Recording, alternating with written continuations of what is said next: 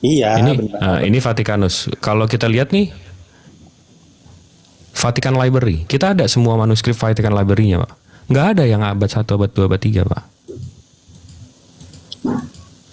ya, Yang mereka klaim ada 5.000 testament ini apa segala macam, ada memang 5.000, tapi nggak ada yang abad 1, abad 2, abad 3. Ini Vatikanus ya, nih. Ini kan ada tulisannya. ya, Biblos Apoteseles apa nih, Vaticana Alright Deservers. Tuh. ya, ya. Vatikan. Ya. Ini kan dari ini IT kan, Itali, website Itali.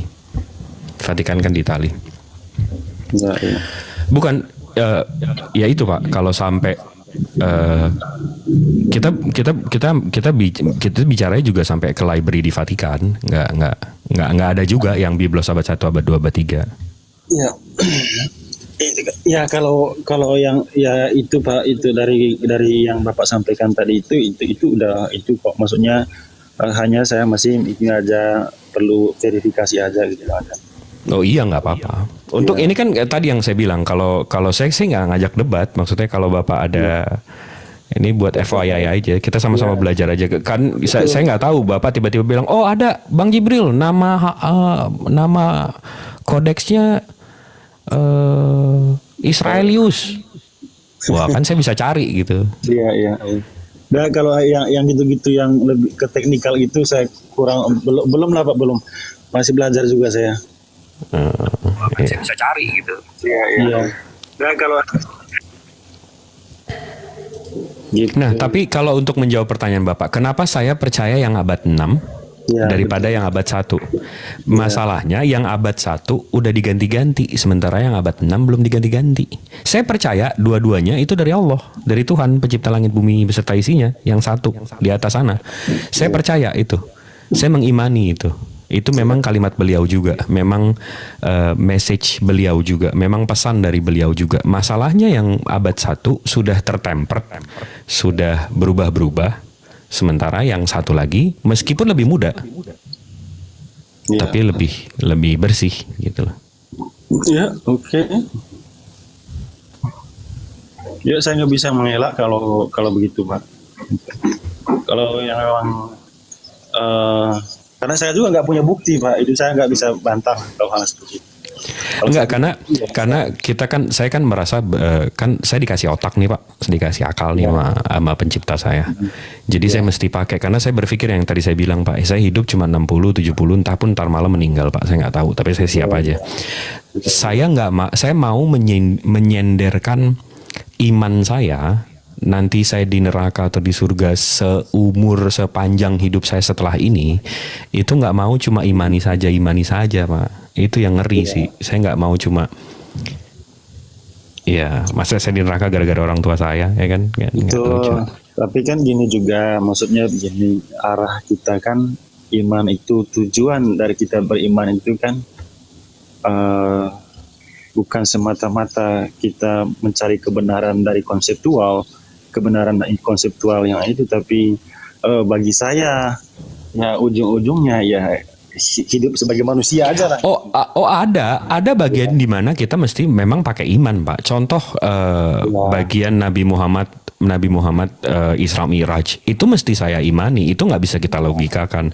Tapi sisanya kan yang bisa saya logikakan, saya bisa pakai akal sehat saya bisa pakai. Kan nggak semuanya imani saja Pak. Kan ngeri juga kalau semua imani saja, buset. Oke. Kalau begitu saya coba masuk ya. Saya coba masuk ke yang lebih ini lagi ya, mungkin yang lebih humanistik lah gitu. Gitu. Misalnya gimana sih Pak menjelaskan kepada teman-teman yang di luar yang mempunyai Islamofobia, mereka bilang, terus kok Islam itu identik dengan teroris, identik dengan ajaran, kok Muhammad itu Nabi Rasulullah dulu itu ngajarnya kok membunuh gitu. Itulah hal gitulah Pak Jibril. Terima kasih hal seperti itu. Nah, kalau itu Pak, ini saya buka aja nih. Ya. Jadi belum kebuka. Udah lah Pak, saya nggak ini. Menurut independent.uk, ini website UK ya. Menurut Independent UK, mereka ngasih tahu bahwa ini killing and destructions are referenced slightly more often in the New Testament. Di Perjanjian Baru, soal membunuh dan penghancuran itu ada 2,8% ayatnya. Sementara di Quran 2,1. But the Old Testament clearly leads more than twice than the Al-Quran in the mention of destructions and killing 5.3. Jadi total Biblos tuh 5,3 tambah 2,8 berarti 8,1.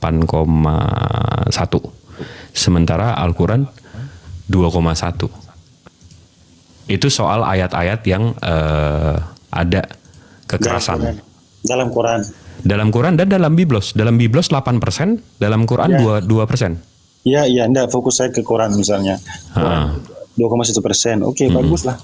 Terus kenapa terjadi hal-hal yang kayak gini? Kenapa itu kan itu kan media, Pak. Itu kan media yang abad 21 ini coba narasikan kan. Nah, sekarang kalau ini ada buku Body Count, A Quantitative Review of Political Violence Across the World Civilizations. Naved Shaikh, University of Louisville. Ini di sini ada semua data soal perang dan pembunuhan. Nah, di sini dijelaskan bahwa perang dunia ini semua nih, dia bikin data kuantitatif soal korban-korban perang. Nah, di sini perang dunia pertama, habis itu perang dunia Cina, Soviet Reign, World War, sampai ada Conquest of Timur Leste nih, sampai Indonesia nih. Dan semua perang Bapak bisa cari di sini. Nah, begitu kita lihat totalnya, Pak. Apa judul buku Pak? Biar saya body count, Bapak nih coba di screenshot aja.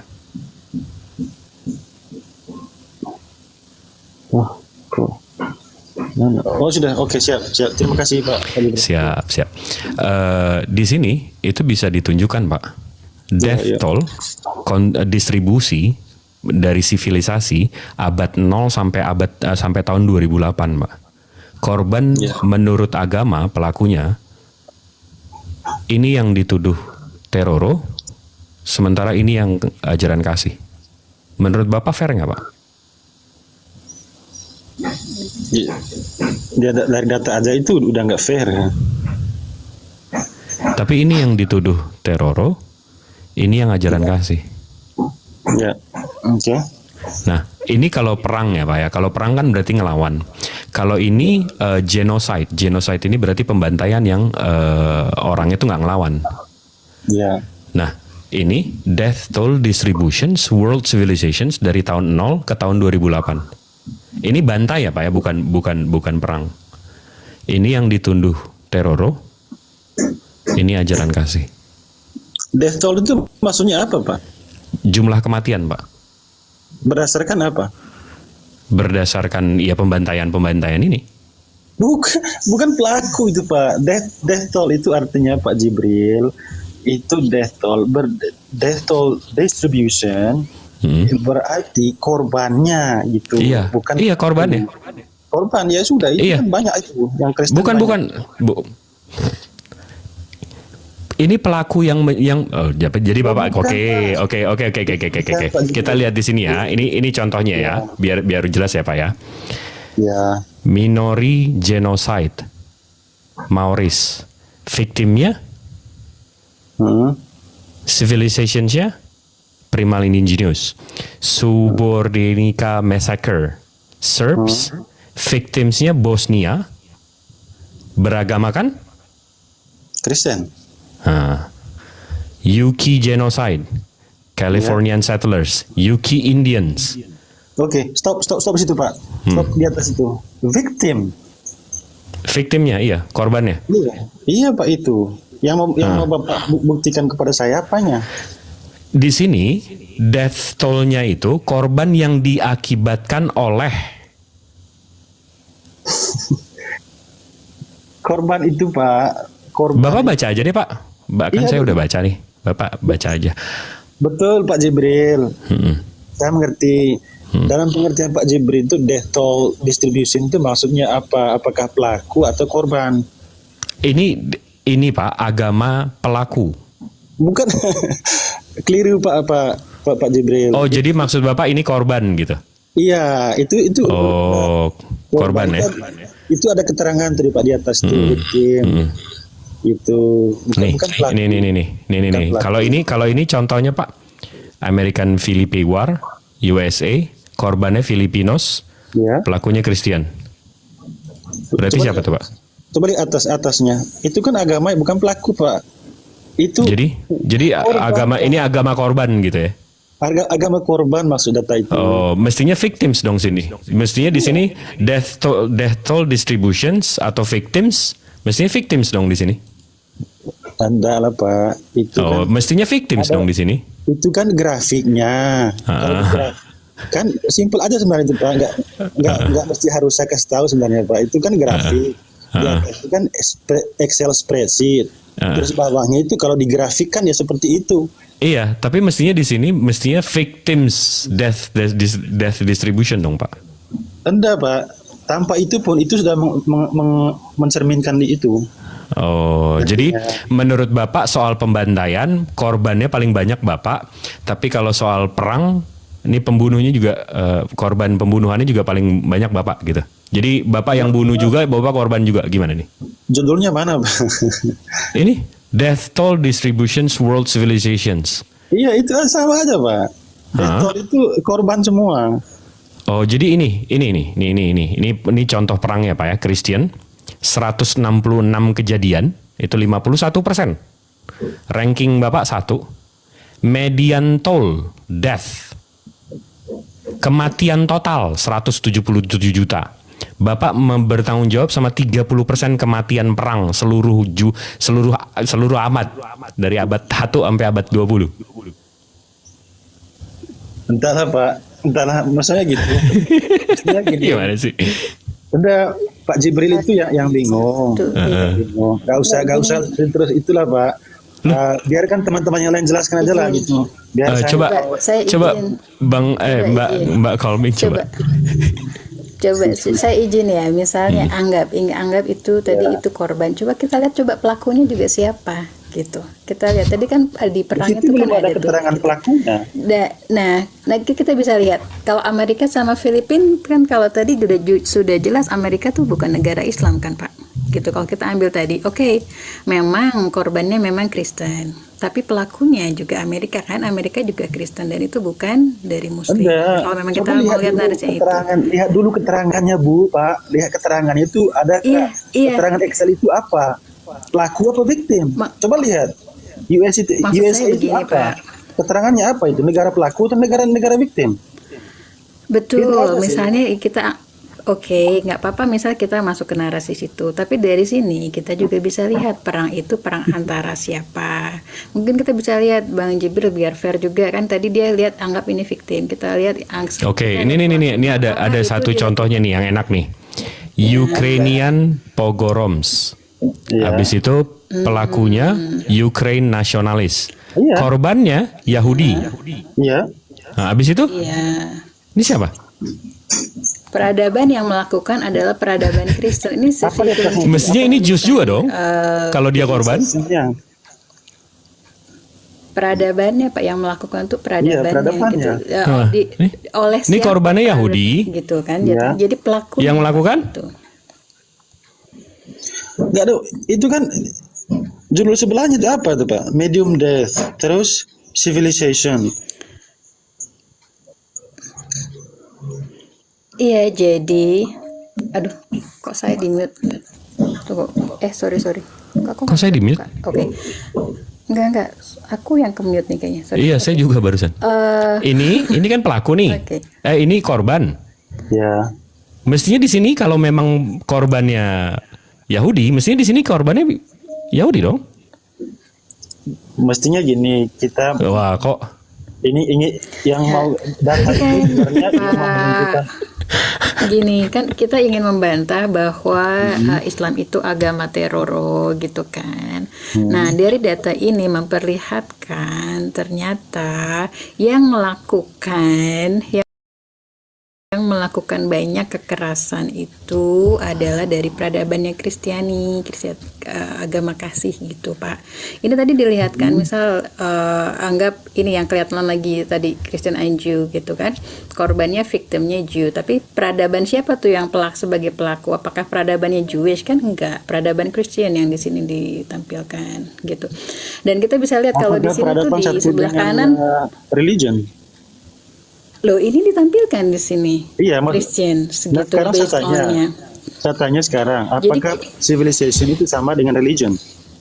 Pak, kalau mau kayak gitu, enggak. Kalau memang mau kayak gitu, menurut Bapak waktu ada orang US ngedrop bom Nagasaki Hiroshima, siapa yang mencet Pak? Orang Islam atau orang Kristen? Dan kalaupun orang Kristen, di mana kasihnya waktu ngebom itu Pak? Enggak lah, saya nggak terlalu ke hal-hal. Kalau memang kalau mau teknikal, ayo teknikal gitu loh. Iya, di situ aja udah menerangkan korbannya. Iya, itu tadi kan saya kasih tahu soal bantai membantai Bapak. Bapak ini kalau ada tesis, ada antitesisnya kayaknya. Oke lah, entah data itu. Ya. Data itu biarlah data itu. Waalaikumsalam. Yang mau disampaikan itu kembali ke pertanyaan saya. Pertanyaan saya tadi itu, Pak. Jadi gimana sih ajaran Muslim itu kok ngajarin Nabi Muhammad itu kok mengajarin membunuh, terus terorisme itu selalu diatribusikan kepada Islam.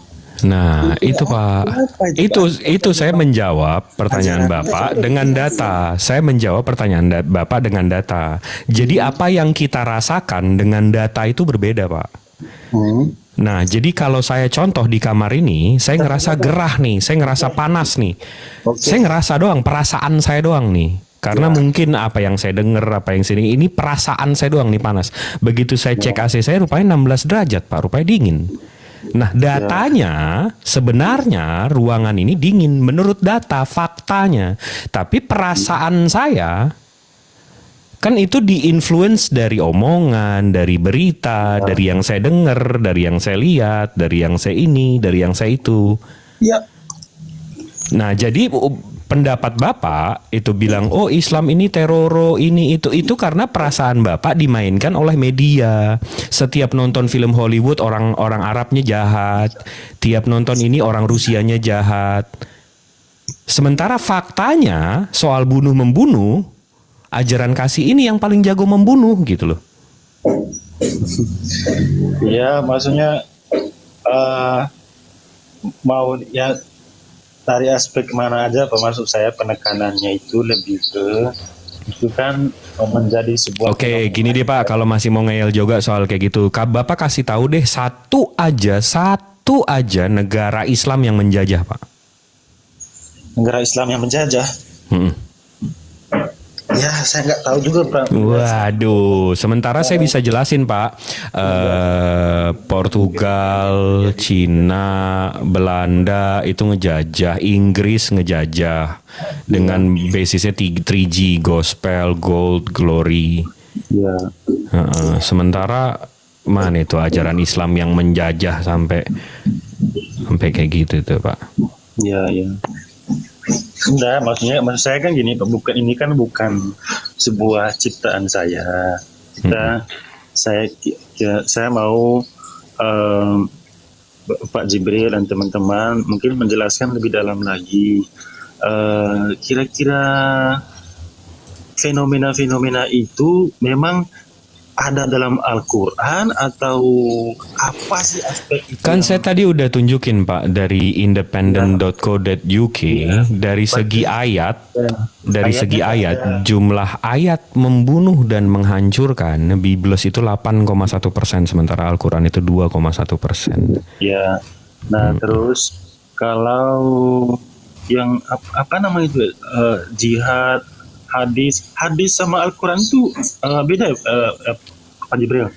Al-Quran itu kitab suci kita yang kita imani sebagai itu kalimat dari Allah Subhanahu wa Ta'ala yang disampaikan oleh Nabi Muhammad. Tapi kalau hadis itu, definisi hadis itu apa yang dikatakan, dilakukan dan diamnya Nabi, Muhammad SAW. Oke. Konkretnya seperti apa? Konkretnya jadi biblos Bapak, kesaksian Yohanes, Ya. itu sama dengan hadis. Oke. Jadi waktu itu Nabi Muhammad lagi di sini ngomong ini sama ini. Kan sama kan sama biblos kan begitu kan? Iya, oke. Oke. Terus yang apa namanya Pak? Yang orang sebut tuh jihad itu apa sebenarnya Pak? Jihad itu kita membela agama atau saudara-saudara kita, tapi itu kalau kita diperangi Pak, kalau kita dimusuhi, kita nggak pernah mulai duluan. Sama seperti contohnya kejadian yang sekarang ada di Israel. Iya. Kejadian itu sekarang Pak. Turki, Arab Saudi, Yaman, Oman itu mengelilingi mereka loh Pak, mengelilingi Israel loh Pak. Iya. Tapi karena mereka tidak diperangi, berdasarkan Al-Quran, mereka nggak boleh nyerang balik Pak. Iya. Kalau Saudi Arabia, Turki, habis itu Yaman, Oman, itu bahasa Inggris, ajaran kasih, udah diserang habis itu Israel Pak, udah digenjet, udah waduh. Terus kalau yang menyerang gereja itu Pak, itu gimana itu? Nyerang gereja yang mana nih Pak? Kan di Indonesia banyak lah gitu kejadian-kejadiannya.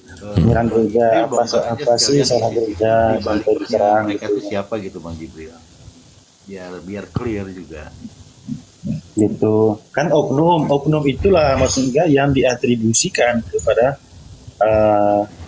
saudara kepercayaan Muslim kan gitu. Ini beritanya 30 Desember 2023, berarti Januari, Februari, Maret, 3 bulan yang lalu nih kejadian ini. Iya.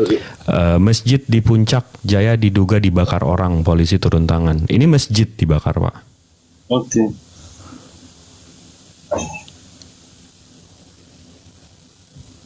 3 bulan lalu masjid dibakar Pak. Nih masjidnya. Iya. Wah, sampai saya keringetan. Udah panas di sini di Bali sekarang. Iya, Okay. ini masjid dibakar nih Pak. Oke, ya. Gimana nih Pak? Oke. Anda yang di bawah komen playing victim, enggak lah. Sebenarnya saya nggak mau masuk ke sini hal-hal yang gini. Saya terlalu dangkal lah bagi saya hal-hal yang kayak gini, yang sampai bicara hal seperti ini. Sebenarnya udahlah, nggak terlalu bagi saya seperti ini ya. Saya nggak bawa ke sini loh. Yang bawa ke sini kan Bapak. Iya, maksudnya Pak Peter nggak apa-apa. Knowledge kalau aja buat kita knowledge. iya, enggak lah. Saya terus terang Pak Jibril, saya kurang tertarik hal-hal yang teknikal ginilah, yang masuk ke misalnya pembuktian surat atau apa. Itu sih ya, menarik ya, karena maksudnya saya lebih suka ke arah yang ini Pak, yang ya konsepnya apanya kayak gitulah. Wah, itu cocok sama guru-guru saya di sini tuh, sama Bang Madu, Bang Kandito, Ustadz Abuya, Bang Arya tuh lebih cocok tuh kalau yang perang ayat gitu. Tapi kalau saya nggak bisa perang ayat karena untuk kalau Al-Quran jelas, saya bisa nunjukin Al-Quran yang satu abad dengan Nabi Muhammadnya. Sementara Biblos sumbernya dari saya nggak tahu mana, nggak bisa dijadiin dalil gitu loh Pak. Iya. Oke, luar biasa. Tanya Pak, kira-kira Pak, kalau dalam ajaran kasih itu dalam berperang ada aturan nggak Pak? Enggak lah Pak, enggak ada. Itu masalahnya Pak. Terima kasih. Iya. Kalau kasih ya harusnya nggak ada yang, pokoknya kasih ya kasih, nggak ada lagi yang non kasih. Kurang lebih seperti dia tidak mempraktikkan aja gitu artinya. Pertanyaan itu tadi bagus tapi Pak. Gini Pak, misalkan ya. Ya. Ajaran kasih, ketika Anda ini Di waktu penjajahan dulu, negara Indonesia itu adalah mayoritas Kristen. Ketika ada penjajah, ayat apa yang Anda gunakan untuk membela negara kita?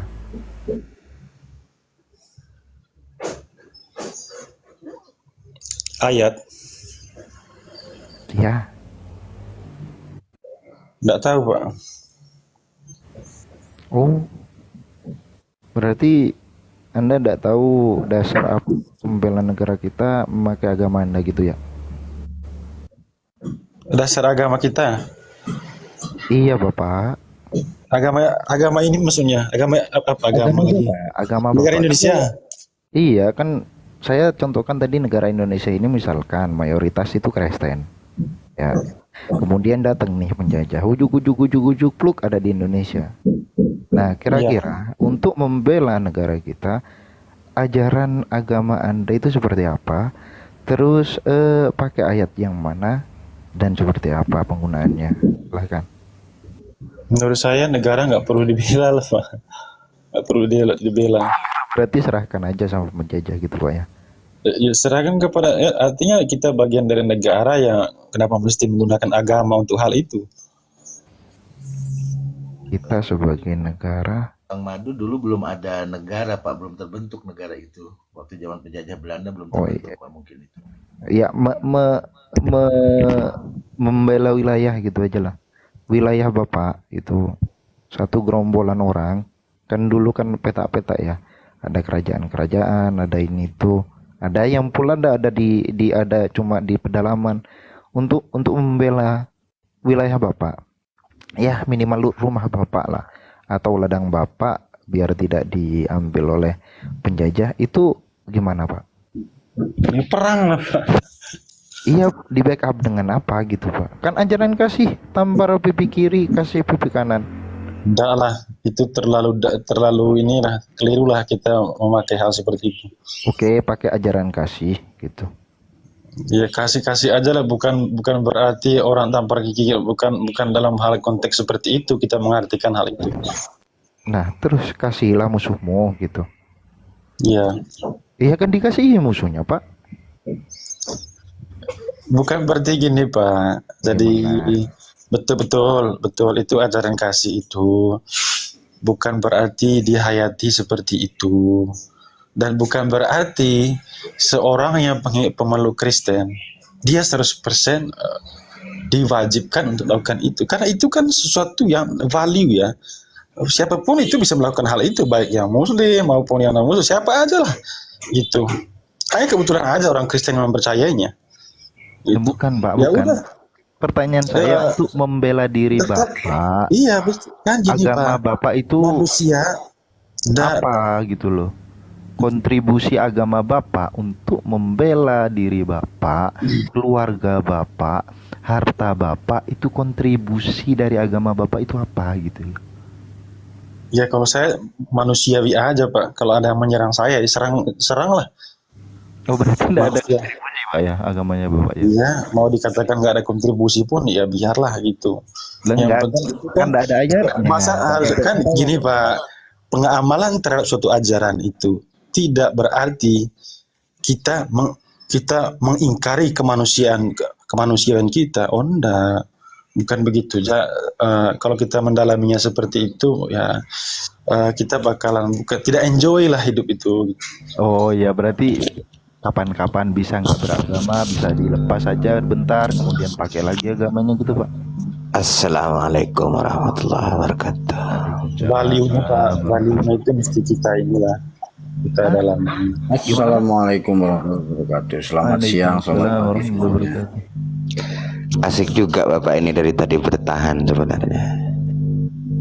Ya gimana Pak? Berarti boleh sebentar 5 menit, 10 menit boleh enjoy, nggak usah beragama, kemudian pakai lagi gitu Pak.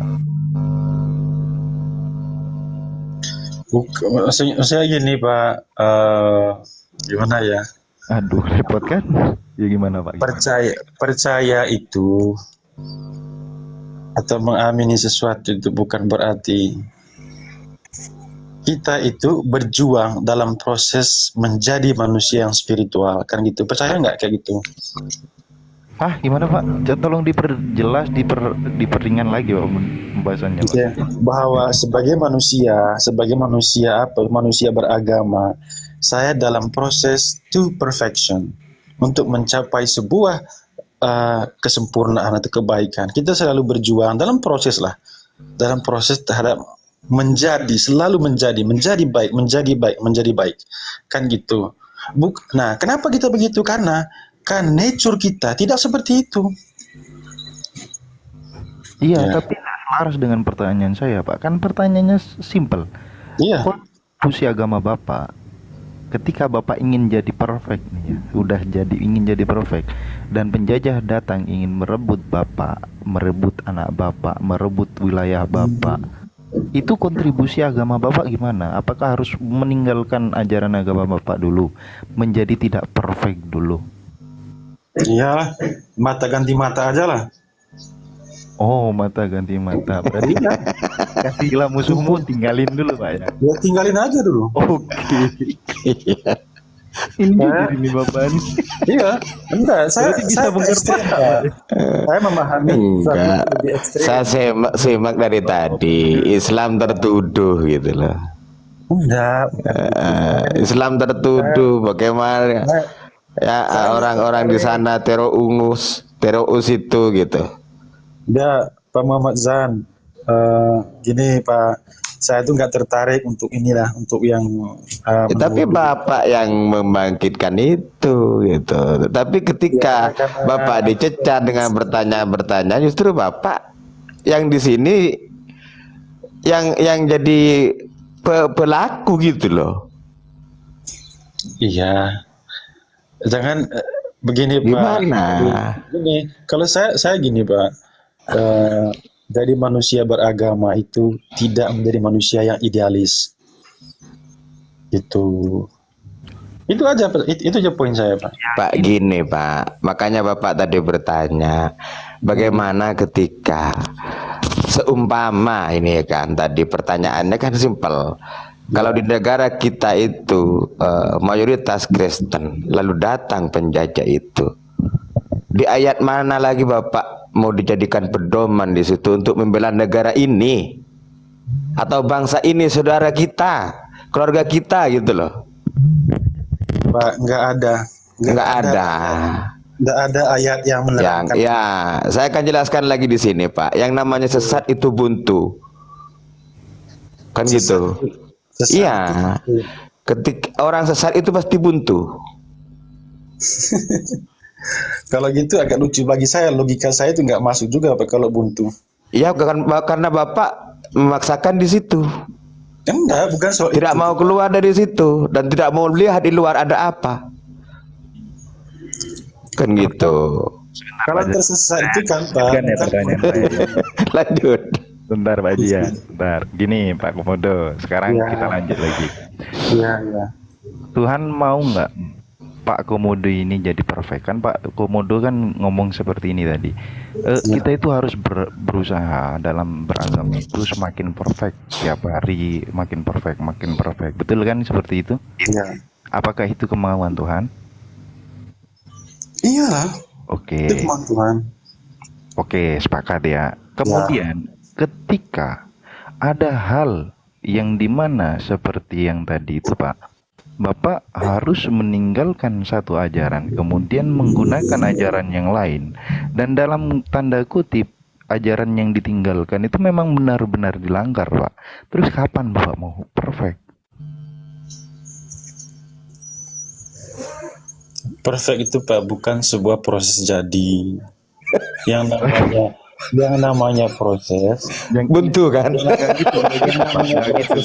Nggak gitu. Nggak berhenti pada di situ Pak. Mungkin mohon maaf Bang Madu, saya sedikit tambahkan dari Al-Quran agar ini tidak menjadi bias.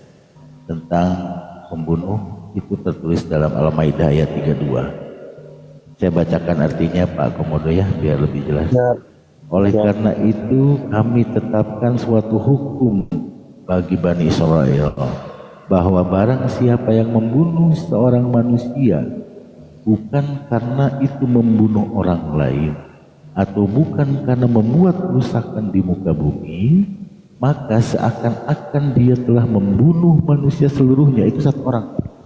Jadi kalau satu orang dibunuh bukan karena dia membuat kerusakan, itu seperti zolim ya, dan sebagainya, itu Islam sudah menganggap seakan-akan dia membunuh manusia seluruhnya.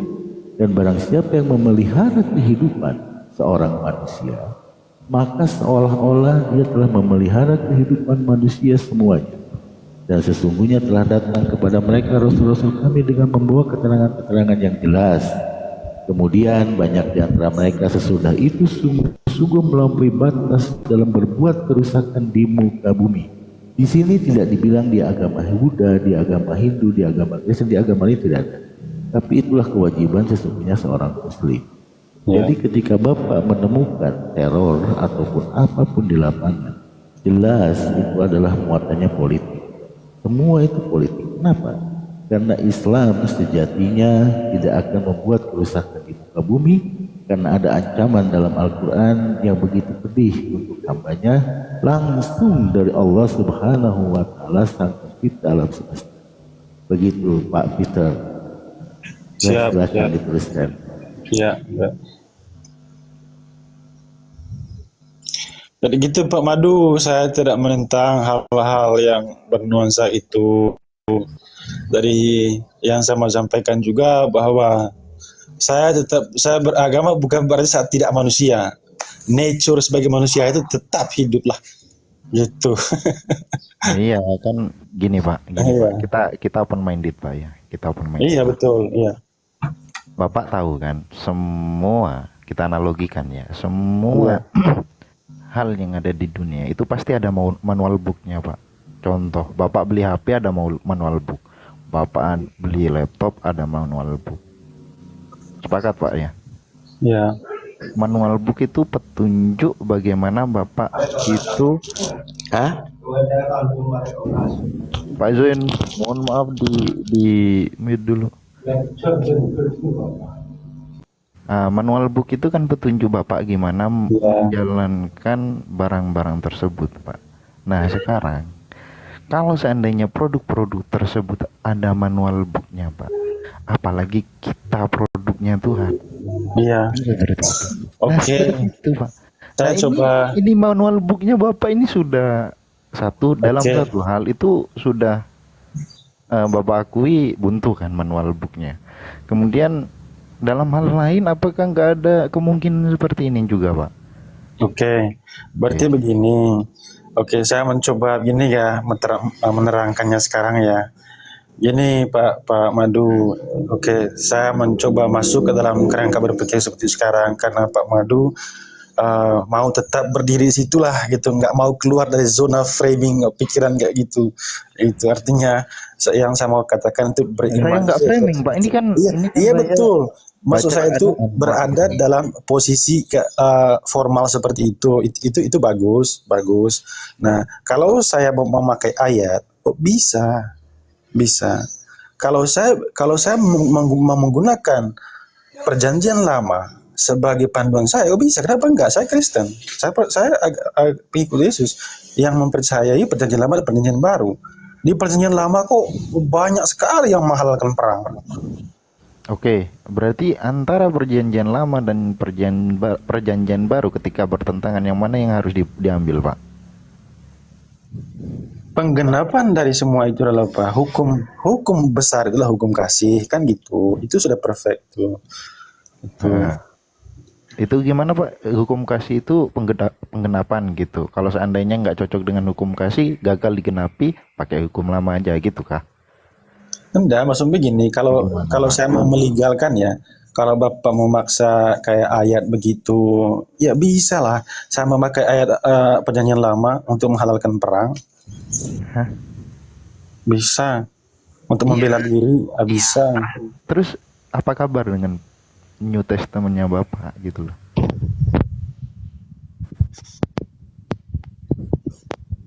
Kan penggenapannya ada di New Testament, Pak. Host, misalkan layar saya host, izin. Siap Bang. Ya, baik, mungkin saya tambahkan sedikit. sebagai bukti nyata sekarang Pak Peter bisa menyaksikan syariat Islam murni itu dilakukan oleh Palestina, Pak. Ya. Seperti Hizbullah dan yang lain, itulah syariat murni, mereka tidak membalas dengan membunuh kaum sipil. Sebagai tambahan. Iya.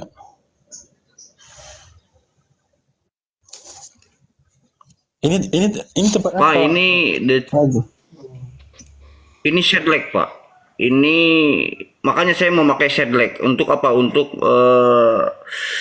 apa ya? Untuk mirroring, karena umat Kristen terus terang selalu mengidentikan kepada orang umat Muslim itu sebagai ajaran kekejaman. Ini nih, Pak.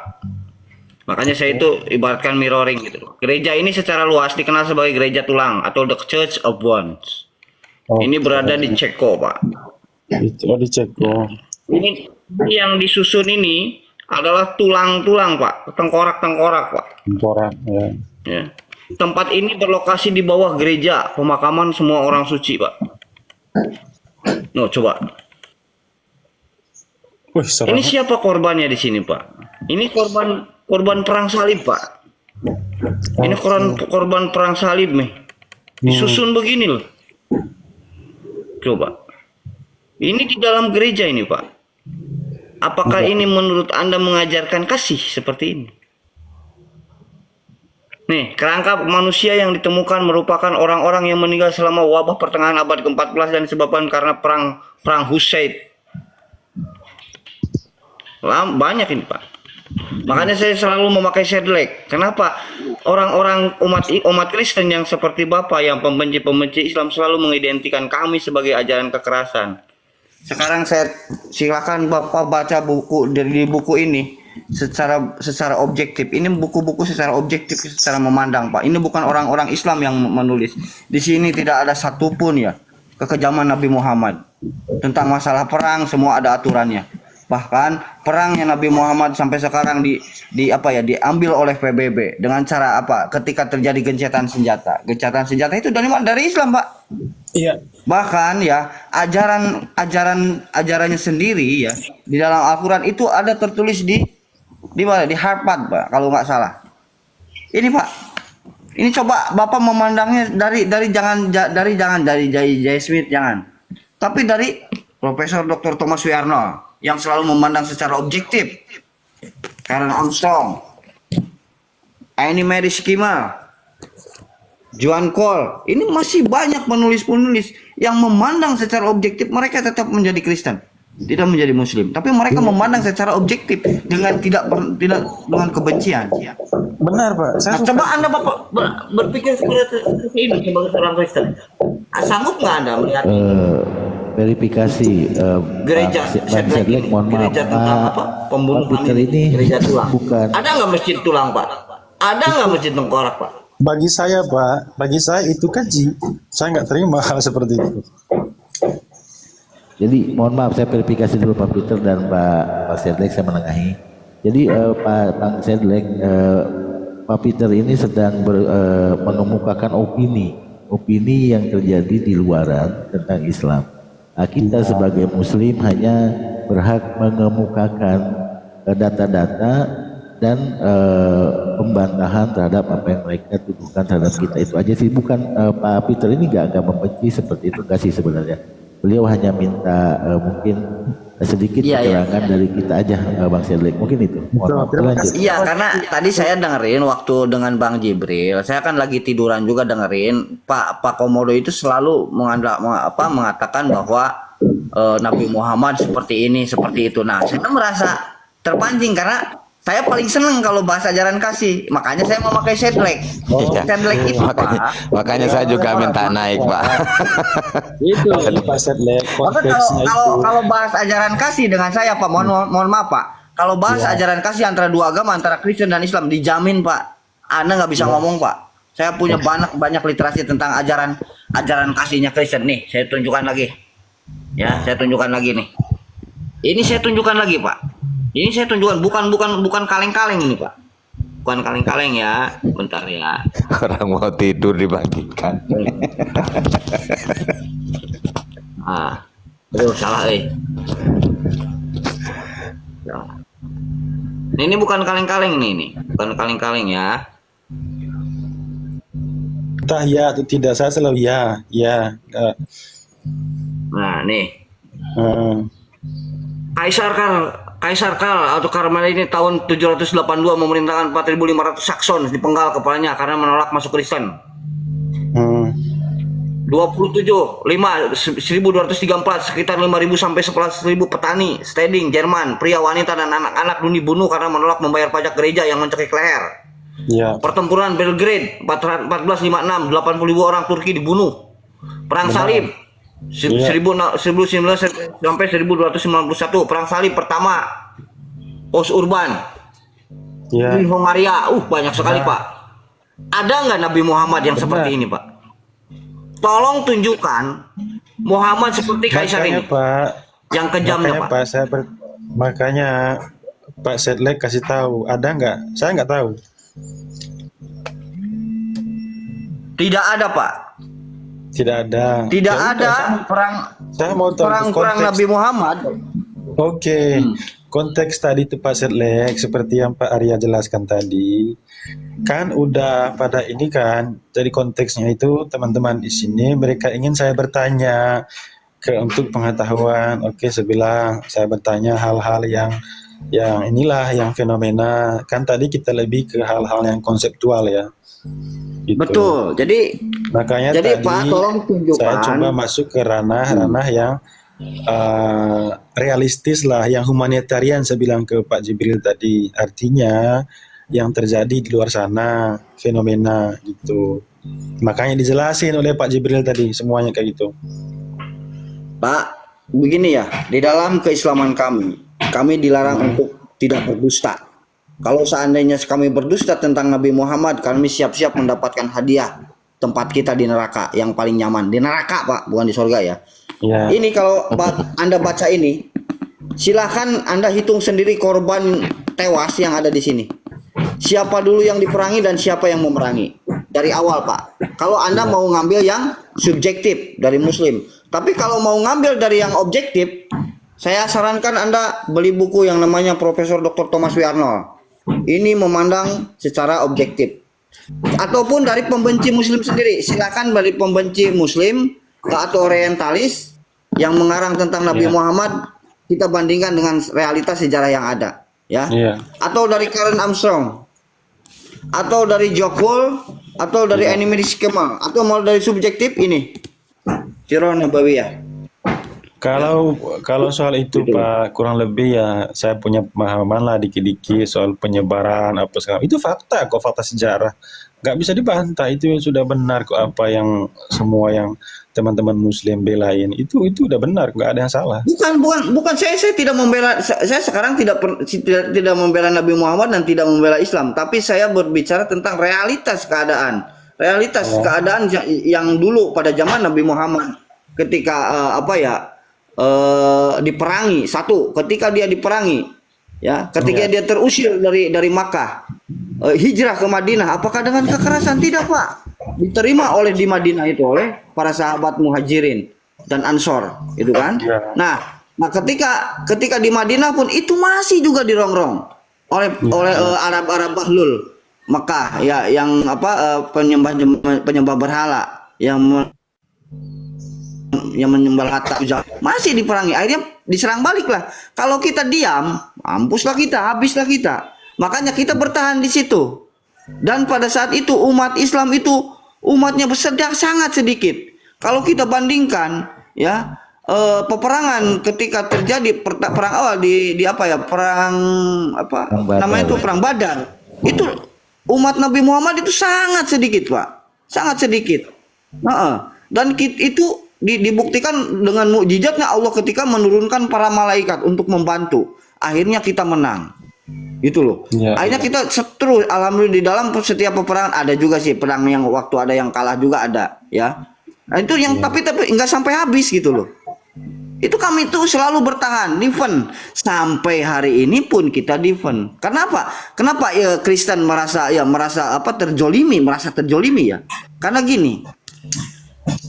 Karena kasusnya yang pertama kali itu adalah Konstantinopel. Dari mulai di situ terjadi kebencian kepada Islam. Karena merasa direbut gitu loh, merasa direbut Konstantinopelnya gitu loh. Padahal Konstantin itu dahulunya bukan punya orang Kristen. Justru orang Kristen itu di Konstantin itu menjadi lahan perebutan kekuasaan pada saat itu oleh Turki Utsmani.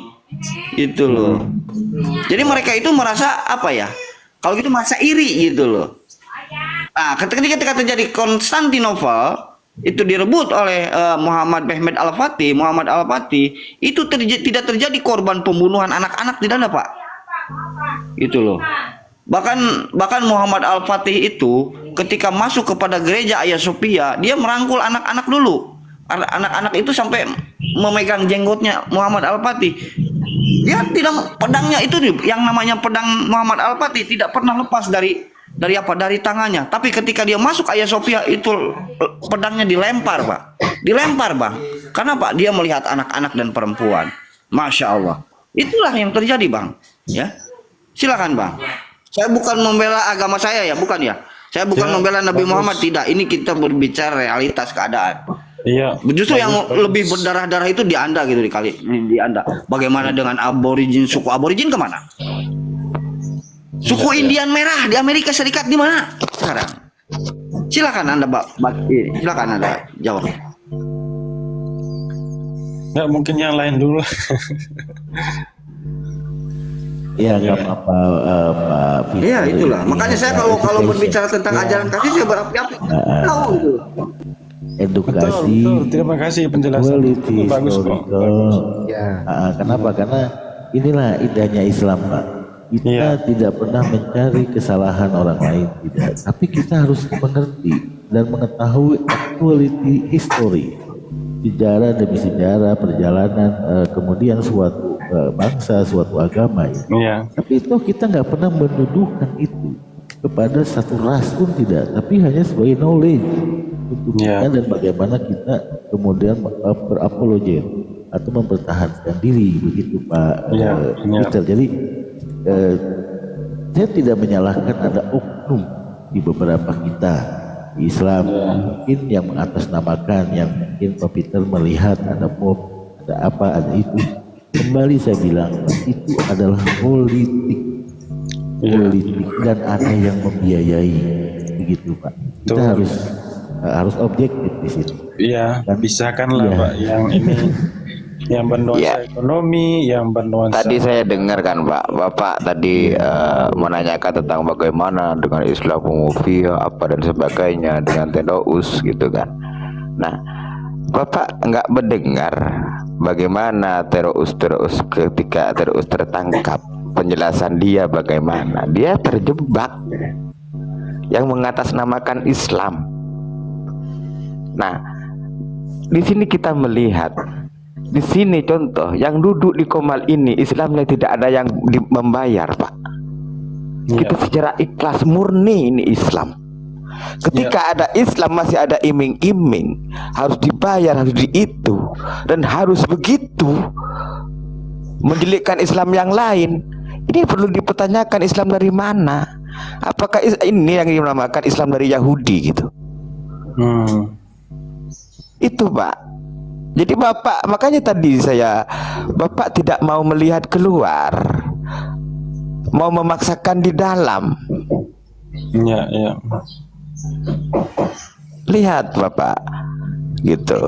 Jadi kita ini Islam Ahlus Sunnah wal Jamaah. Ya, Ahlus Sunnah wal Jamaah. Ketika ada nama-nama Islam lain selain Muhammadiyah, di sini perlu dipertanyakan, Pak. Islamofobia, Al-Quraniyah, apa dan sebagainya. Ada Islam ajaran-ajaran baru ini. Berarti ada nabi-nabi baru ini. Iya. Tuh. Silakan yang lain. Izin turun ya host ya, Komodo terima kasih ya, sudah naik. Ya, ingat ya kata-kata Sedlek ini bukan nama saya. Sedlek ini adalah mirroring ajaran kasih ya. Kami ajaran barbar. Itu aja yang semuanya ya, guru-guruku ya. Pak Komodo ya. Ya, terima kasih. Ya saya sarankan ajaran Anda dulu deh. Kalau kita melihat ajaran kasih gitu loh, ya. Melihatnya gitu loh. Secara objektif, Pak, jangan secara subjektif. Gitu aja ya. Assalamualaikum warahmatullahi wabarakatuh. Waalaikumsalam warahmatullahi wabarakatuh. Ya, saya lanjutkan sedikit. Dan kita pun, Pak, tidak gampang dan mudah tergiring oleh Islam seperti itu. Ini di Komal kita ini yang dihadapi bukan hanya orang-orang Bapak Kristen, bukan. Islam juga, Pak. Ketika ada Islam mempermasalahkan Islam, ketika ada Islam mempersoalkan Al-Quran, mempermasalahkan Al-Quran, ini perlu dipertanyakan ini. Iya. Itu, Pak. Biasa itu, Pak. Biasa. Dalam Kristen juga sama, Pak. Kan ada sama itulah, Pak. Ada yang tidak setuju. Misalnya gini, ada bahkan pengikut Kristen yang tidak mengakui itu, tidak mengakui ini, deny itu. Tapi commonnya ada gitu. Tapi itu komunitas, Pak, ya. Ini baru komunitas kecil yang ingin berusaha untuk merusak komunitas yang sudah besar gitu loh. Betul ya. Baru tumbuh bangkit. Oh, seolah-olah udah paling benar, ini paling hebat, ini Islam ini Ahlussunnah wal Jamaah itu semuanya wah, nggak ada artinya, nggak ada gunanya misalnya, ataupun dikatakan bid'ah. Iya. Kan gitu. Jadi betul. Kita udah komunitas besar mau dihancurkan dengan komunitas yang lebih kecil, nyari teman. Nggak peduli itu mau Kristen mau apalah, yang penting jadi teman untuk menghancurkan itu bersatu. Apakah begitu Islam? Enggak. Ya. Gitu, Pak. Kalau saya sering ngikutin itu, Pak. Saya suka Ustadz ini Islam. Saya senang orangnya. Gini, Pak. Semua yang ada di dalam Islam itu pasti di backup dengan pengajaran, Pak. Entah itu dari Al-Quran, entah itu dari hadis. Dalam masalah peperangan pun, dalam masalah bunuh-bunuh itu juga ada, Pak, aturannya, Pak. Iya. Jadi kita itu dilarang untuk membunuh kecuali dengan hak, dengan cara yang benar. Contoh dalam kasus yang kayak tadi, Pak, kita mau dirampok, kemudian pilihannya ada satu, kalau bukan kita yang terbunuh, dia yang harus terbunuh, kan gitu, Pak. Nah, jadi Allah itu sudah merancang sedemikian mungkin untuk keadilan bagi setiap manusia. Nah, di situ untuk dalam agama Bapak, mohon maaf memang perpecahan itu ada, kemudian saling berbeda pendapat juga ada, tapi dari masing-masing denom, dari masing-masing aliran itu sama-sama di backup, Pak, sama data. Nah, sekarang gini, untuk membuktikan mana yang valid dan mana yang salah dan mana yang benar, itu seperti apa, Pak? Apa parameternya? Karena gini, Pak, kalau soal parameternya itu memang kalau dalam kekristenannya otomatis parameternya itulah Yesus sendiri. Itu nggak ada lebih dari itu. Nah, makanya teman-teman yang lain dalam Kristenan mereka menyebut sola scriptura gitu. Terus yang lain juga sola fide kayak gitu. Nah, tapi kan itu versi mereka, nggak ada salahnya, itu standing posisi mereka itu begitu. Nah, tapi kalau kita dalam ajaran saya di Katolik itu bukan kayak gitu.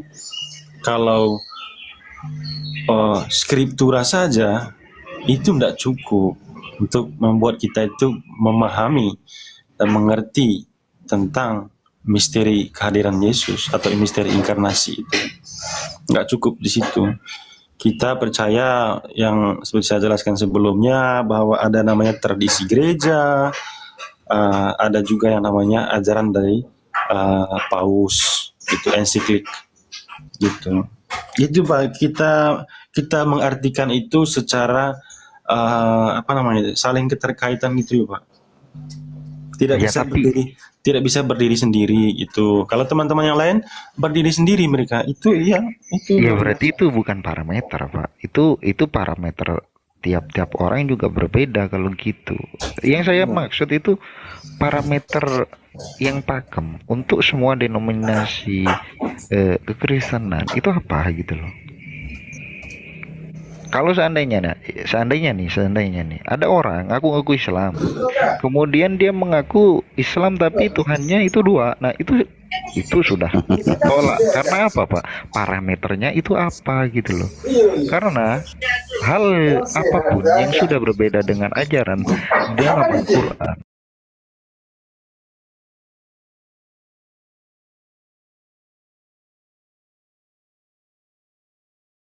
deh kalau ngomong kayak gitu. Itu parameter yang jelas. Contoh juga ada nabi setelah Nabi Muhammad. Wah, udah selesai itu. Nggak usah ngaku Islam, sudah ditolak dari keislaman, Pak. Karena parameter juga itu jelas. Rasulullah itu hatamin nabiyin gitu. Nah, atau ada yang punya kitab lain secara kitab suci lain, ngaku Islam punya kitab suci lain, bukan Al-Qur'an. Nah, itu juga jangan ngaku Islam. Gitu loh, Pak. Sangat mudah untuk menentukan dia Islam atau bukan, itu sangat mudah. Karena apa? Parameternya jelas. Bapak gimana?